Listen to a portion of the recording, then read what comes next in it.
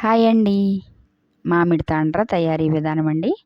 ముందుగా మా ఛానల్ మీరు సబ్స్క్రైబ్ చేయండి, లైక్ చేయండి. ఒక 7, 8 కాయలు కొంచెం పుల్లగా ఉన్నాయండి, తినట్లేదని ఇలాగా మామిడి తాండ్ర తయారు చేస్తున్నానండి.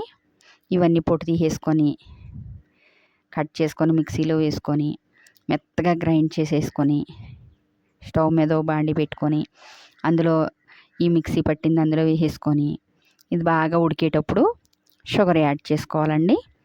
మరలా షుగర్లో వాటర్ కదండి, మళ్ళీ వాటర్ అవుతుంది.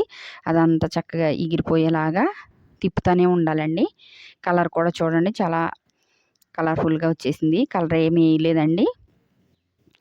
ఇలా వచ్చాక ఒక ప్లేట్కి నెయ్యి రాసుకొని అందులో వేసేసుకున్నానండి. ఒకరోజు ఎండలో పెట్టానండి. చాలా కొంచెం బాగా మందంగా ఉందండి. 2, 3 ప్లేట్లు వేసుకుంటే ఇంకా పలసగా వచ్చి వెంటనే ఎండిపోద్దండి. చాలా ఈజీగా అయిపోయిందండి. ఇది కట్ చేసుకొని ఫ్రిడ్జ్లో స్టోర్ చేసుకుంటే ఎన్ని రోజులైనా పాడవదండి. చాలా టేస్టీగా కూడా ఉందండి. ఇంతేనండి, చాలా ఈజీ అండి. మీరు కూడా ఇలా కాయలు వేస్ట్ చేయకుండా ఇలా ట్రై చేయండి.